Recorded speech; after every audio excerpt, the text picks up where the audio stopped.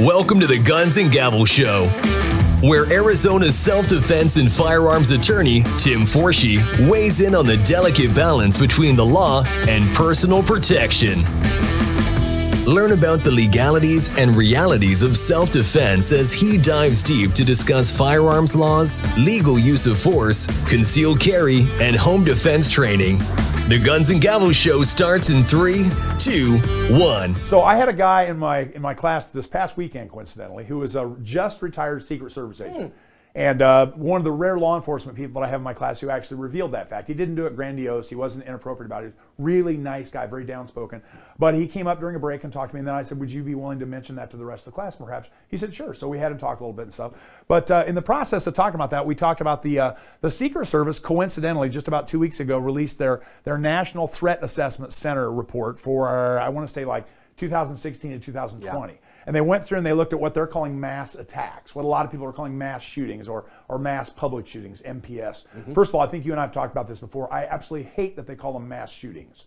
I think that just drives me up the wall. Yeah, I mean, listen, you're going to try to find a phrase that correlates into these things. I think we use plenty of euphemisms, right? So I go to the range and shoot a lot all the time. Right. So when we say somebody went on a shooting spree, that sounds like they went to the store and bought things. Right. No, it's a killing rampage. Right, exactly. Let's call it what it is. And I always tell people, I'm an active competitive shooter. I shoot IPSC and USPSA and 3-gun and blah, blah, blah. And I was at a mass shooting just a few weekends ago at our local shooting range at Rio Salado Sportsman's Club. And there were about 200 guys out there shooting a 3-gun match. And when I say guys, I'm including girls because I'm a jerk. But lots and lots of folks. And I saw smiles and hugs and embraces, and everybody had a great time and laughter, and everybody left, and it was completely safe and very, very courteous. That was a mass shooting, but yet I'm not sure why we've allowed the media and even our government to take the term shooting and somehow bastardize it and demonize it. We don't call it a mass driving when somebody drives into a crowd of people and kills them. Right. We don't call it a mass knifing when somebody attacks somebody with a machete. And I just wish we could sort of get that term back to some degree, I guess. But yeah, I mean, there's terms like that, like assault weapons. And, and I mean, no, assault is a behavior, not a tool. And so I'd prefer we remove that. They're saying now assault style rifle, and no, an assault rifle has a very particular definition, and it's not a style. I get a good result sometimes when I point out to them where that term came from, as you know, and then that sort of, maybe then they feel a little bit more sheepish about it. So yeah, I mean, and obviously, who do you give an assault rifle to? An assalter, and who's an assaulter? Is somebody who's in a military unit whose job is to close with the enemy and destroy them and kill them and break their stuff. That's his job. So now that I've ranted about my bias against the term mass shooting, let's go ahead and use the term they use, which was mass attacks, which I guess I like better. So apparently there were about 173 such attacks recorded during that 4-year period of time.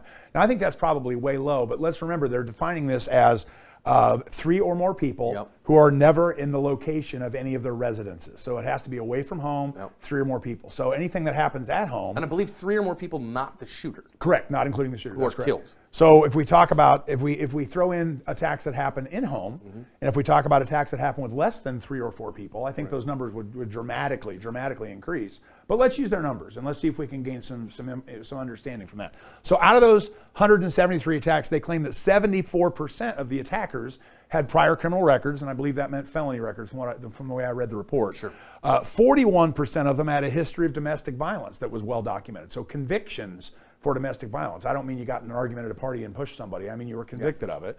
50% had exhibited mental health symptoms, including psychoses and suicidal thoughts. And I was just interested, you've probably noticed like I do instantly, what do all of those categories have in common? They disqualify you from being a legal owner of a firearm. Sure. So the vast majority of these perpetrators can't legally have guns in the first place. Does that surprise you in the least bit? No, I mean, of course not. Obviously, I think one of the things that we see that the commonalities there is that we knew in advance that there was something wrong, right? Obviously, it's as a society, we've already removed their right to keep and bear arms via due process, and I think due process is a thing. And of course, it doesn't stop the ones who want to go and do what they're going to do. The deadliest mass attack in American history was done with fertilizer, and the second deadliest mass attack in America was done with airplanes. And so, it doesn't require a firearm, though the ones that we're worried about on a regular basis involve firearms disproportionately.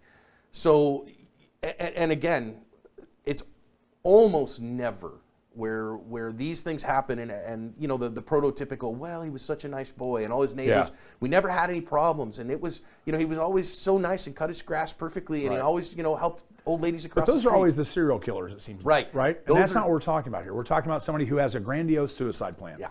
That's, I mean, people never talk about that, but these mass murders that happen with guns, they're almost always suicidal. And obviously, one form of suicide is homicide, or better, I guess, better put, one form of homicide is suicide. If only they do it in the other order. If they would just do suicide, homicide, it would be a lot better than when they do homicide, suicide. Yeah, and, you notice? And I mean, don't get me wrong. Suicide has touched my family very, very personally, and so I don't joke around about that. Obviously, you know, homicidal urges are just as, or even worse in many cases, in these cases especially, than suicidal urges, and the number of suicides in America is a problem that we need to deal with, and the number of those with firearms is a problem that we need to deal with. But obviously, you know, folks who we know have violent tendencies, that we know have had problems, that most of these, you know, you look at recent ones we could think about in Buffalo in the supermarket, at in Illinois at the 4th of July parade, at Uvalde in Texas.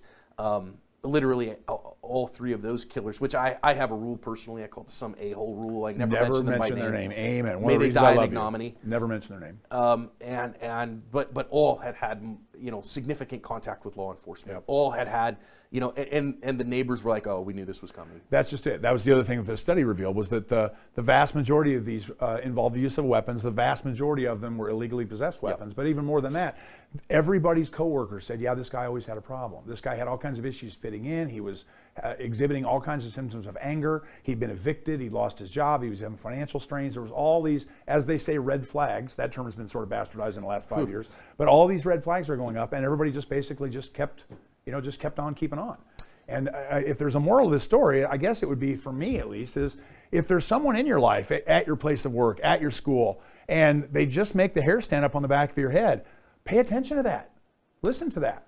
You know? And I think the thing that we see is that, in my opinion, the vast majority of the time we actually do intervene. You know, but we don't hear about those. They don't make the national news. That's true. You're right. The number of times that the cops go and catch that guy, and okay, no, we're going to go do a 72-hour hold, and then no, we're going to get you some help, and we're going to get the social services here so that this doesn't happen.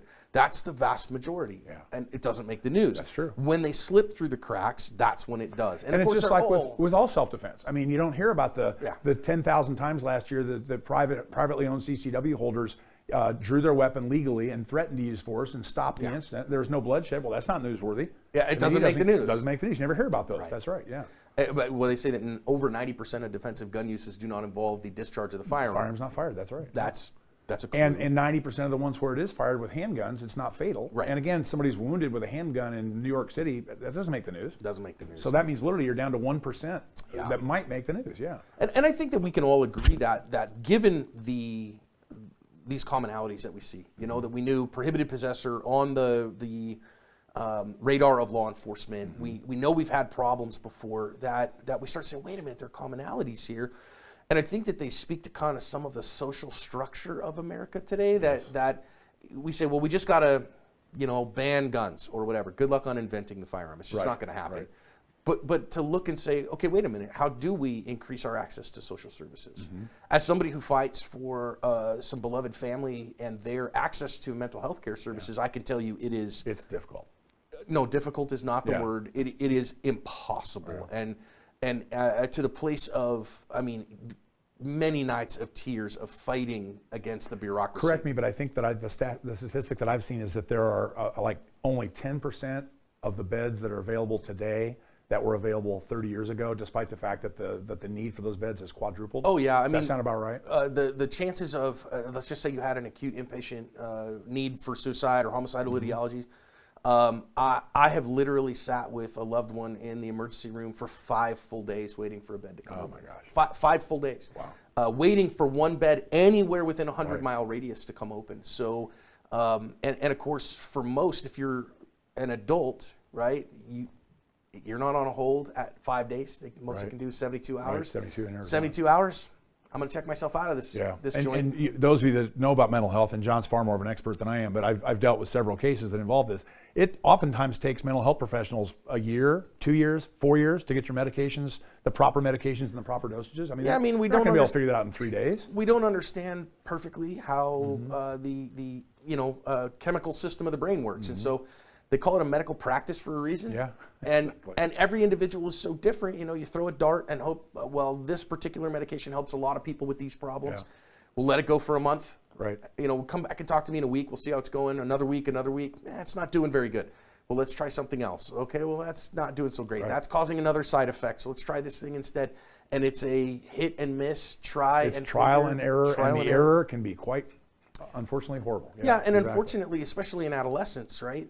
So many of these that are perpetrated by, say under 25s, your brain chemistry and your frontal cortex isn't fully developed until you're 25 years old, and adolescent brain chemistry is even less understood. And one of the big things when you're loading, especially loading the categories of, say, like SSRIs and those. Now, listen, I'm neither a psychiatrist nor a psychologist. I'm not a pharmacist. I'm just somebody who has. But you stayed at a Holiday Inn Express. Well, and I this is something my family and I have dealt with a lot. Okay, so I have beyond a hobbyist level of interest here. Okay, so I'm an expert in the end user side.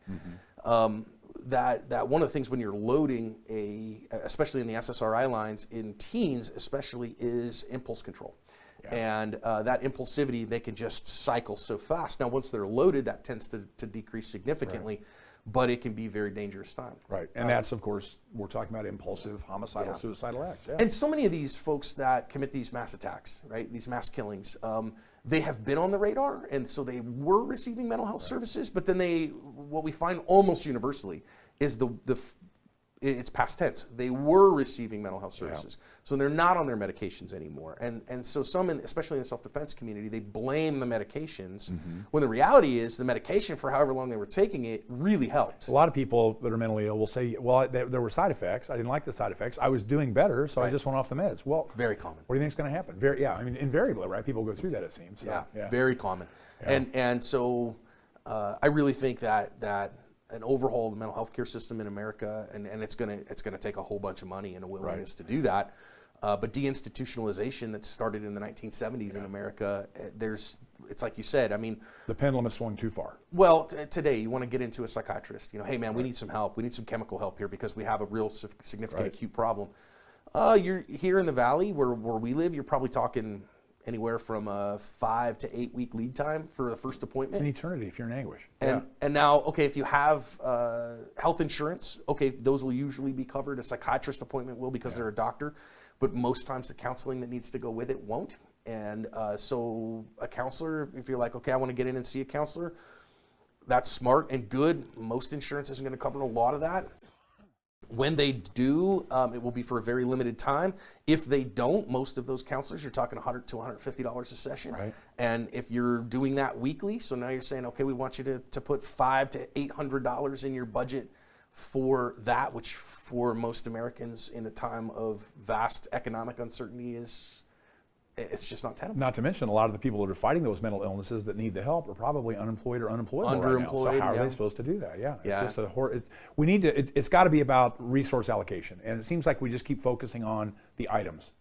Let's ban these so-called assault weapons. Let's ban high-capacity magazines. Let's ban braces that are on guns, et cetera, et cetera. There's so much focus on that. I just haven't seen anything like that affect the crime rate in my lifetime. It just doesn't work. So I just don't understand how many times people have to fail at that before we realize we've got to reallocate our thought process and our resources here. Hopefully and find some things that we can do together. And that wraps up another episode of Guns and Gavels. Join us next time to learn more about the legal use of force, personal protection, and firearms training. Show your support and hit the like and subscribe buttons to make sure you never miss an episode. Till next time, stay safe.